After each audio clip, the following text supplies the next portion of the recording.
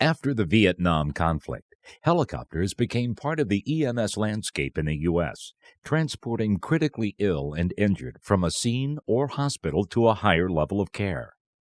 According to Blumen, there were 343 dedicated EMS helicopters operating in the U.S. in 1998. By the end of 2006, there were more than 750 EMS helicopters, according to the FAA. In that same time frame from 1998 to 2006, the number of helicopter accidents doubled over the previous 8-year period, resulting in 93 fatalities and 37 serious injuries. The most common factors found in 74% of the fatal accidents are weather and dark night conditions. The rapid growth of EMS helicopters resulted in more available services for requesting agents and robust competition between helicopter services. This has led to a hazardous practice called helicopter shopping, the practice of calling in sequence several air medical providers until one will accept the mission. This presentation is the product of a direct request from the FAA to the air medical community to address the issues of helicopter shopping by hospital, EMS, and dispatch personnel. A multidisciplinary committee was assembled to develop and produce this presentation with the assistance of a FAIR education grant.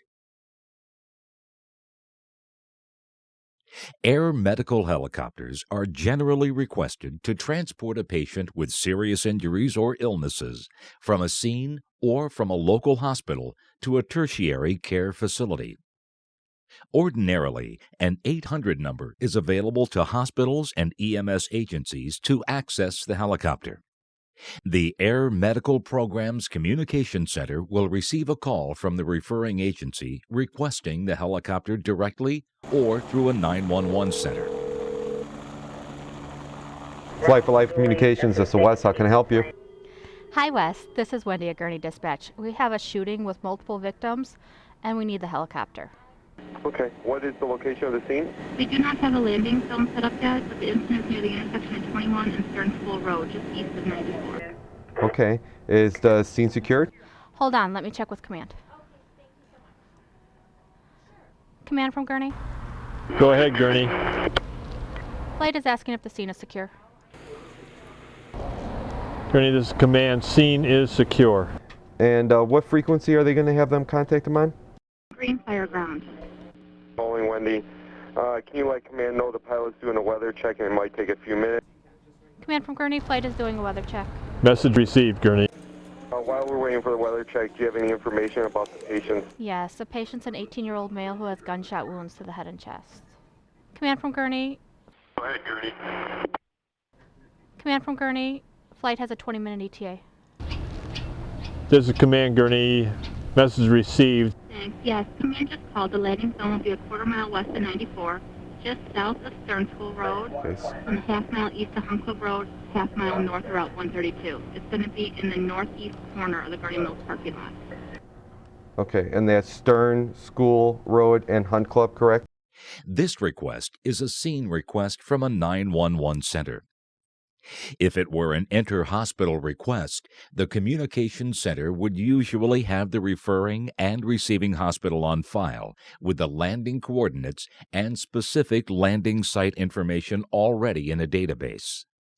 Many air medical programs have a red, green, yellow system so that the communicator knows when they get a request that it is possible to respond. If they were under red conditions, it would mean that weather is below minimums where the helicopter is based, and they would not be able to respond to any requests. Green means weather is clear where they are based and able to lift off to respond.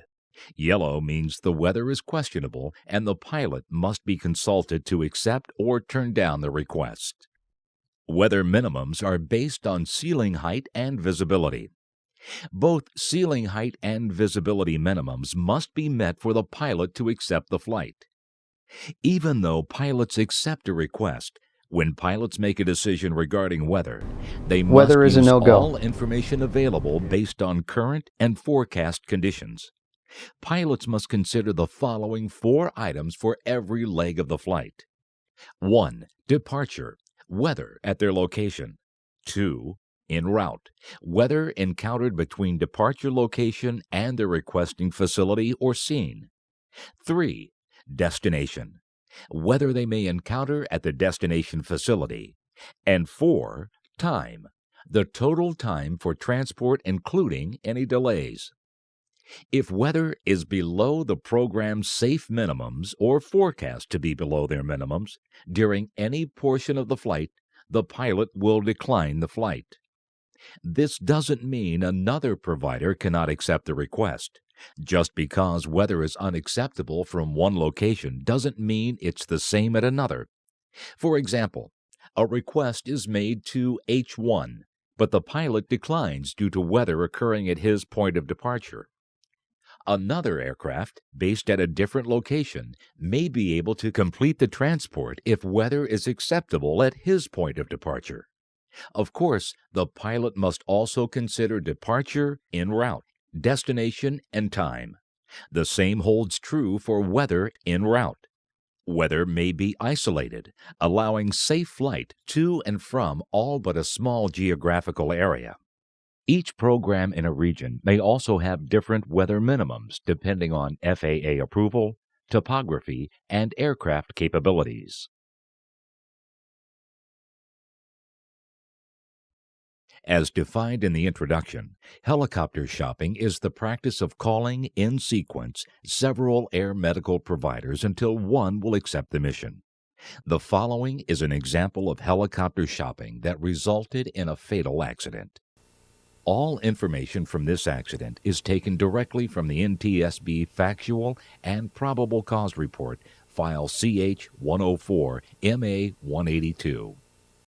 On July 13, 2004, at 05:35 Eastern Daylight Time, a Bell 407 helicopter was on an EMS mission when it collided with trees shortly after takeoff from Interstate Highway I-26 near Newberry, South Carolina. The pilot, flight nurse, flight paramedic, and patient received fatal injuries, and the helicopter was destroyed by impact and post-crash fire. The EMS flight was en route to the medical center where it had departed at 05:02 Eastern Daylight Time. Night vision meteorological conditions with mist and fog prevailed in the area of the accident site. 3 other EMS helicopter operators had turned down the mission, including one who had attempted it but had to return because of fog conditions. The following is taken from an investigator's interview with a pilot who attempted the mission and turned around. On 7/13/04, I was the duty pilot at Care Force One EMS helicopter based at Richland Memorial Hospital. At 4:39 a.m., I got a call from Peggy Hansen, our communications specialist, stating that Newberry County EMS 911 dispatch was requesting our services for a scene flight. I accepted the flight based on available information from our company computer-based weather reporting system. At 4:40 a.m., we were put on standby. At 4:42 a.m., we were requested to go to the scene. We lifted for departure at 04:43 a.m. and flew for 2 minutes before I decided to cancel the flight due to halos on some lights in the distance which would signify the formation of fog. I landed back at Richland Hospital at 4:46 a.m. After Care Force One aborted the flight, Newberry 911 pursued as follows. At 04:48, Newberry 911 contacted MTC-1 located in Greenville, South Carolina. The MTC-1 dispatcher turned down the flight without contacting the pilot because they were operating in condition red. At 04:49, Newberry 911 contacted LifeReach 1 located in Columbia, South Carolina, to determine if that operator could accept the mission. The LifeReach 1 pilot initially accepted the mission, but declined it when he learned that Care Force had returned due to fog. At 04:50, Newberry 911 contacted Spartanburg 911 dispatch requesting services. The Newberry 911 dispatcher informed the Spartanburg 911 dispatcher that other operators had declined the mission, stating, Greenville couldn't fly 'cause the fog was too bad. Columbia couldn't fly.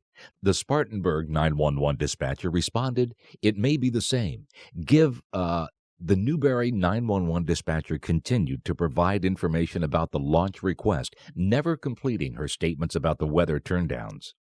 At 0452, as the Spartanburg dispatcher continued to collect information about the launch request, another Spartanburg dispatcher telephoned the accident crew to see if they were able to fly. The accident pilot accepted the mission at about 0455.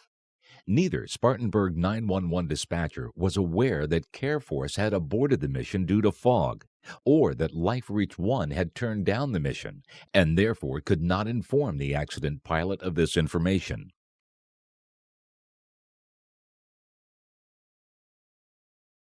No one wants to lose peers and patients, nor does the air medical community want to see yet another headline like this one in the Indy Star newspaper on February 10, 2006. 2 copter firms turned down run. Despite the fog, a third company agreed to fly the patients to Indy last week and soon crashed. Over the past few years, competing air medical services all over the U.S. have worked together to address the issue of notifying pilots when a flight is turned down for weather in their region. The Air Medical Services in South Carolina developed a statewide notification system shortly after the accident we previously portrayed. There's also a free internet service sponsored by AirMed International, headquartered in Birmingham, Alabama. This website, Weather Turndown. But prevention starts with hospital and pre-hospital personnel who can help to minimize risk of an adverse event caused by helicopter shopping. Hospitals that request air medical transport for inter-facility transfers play a key role and can contribute to the safety culture of the air medical industry in the following ways. First, ensure that the patient meets established and published criteria for air medical transport. Notify any subsequent air medical services contacted that you already called LifeFlight, for example, and they could not respond due to weather. Provide specific information, such as time that you called the other service. Have ground transport contingency plans in place so that there are no delays for the patient while trying to access alternative air transport. Weather is an ever-changing phenomenon, and weather reporting is not always accurate. That's why it is important for a pilot to be told that another pilot has declined to take this flight. Communicate each time you call another service of a previous turndown. Educate personnel what to do when a flight is turned down for weather.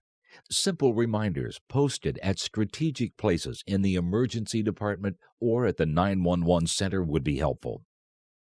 With the help of requesting agencies, the air medical community will be able to respond safely and meet the needs of patients more efficiently. The Commission on Accreditation of Medical Transport Systems, CAMTS, requires each accredited program to develop a policy to discourage helicopter shopping and specifically address how the program interfaces with other air medical programs in the same coverage area to alert them of a weather turndown. 7th edition accreditation standards. The FAA, other national organizations, and state EMS agencies have addressed this issue by creating guidelines and procedures. Competing programs have also collaborated to develop policies to discourage helicopter shopping. The following list represents some of the published guidelines and procedures.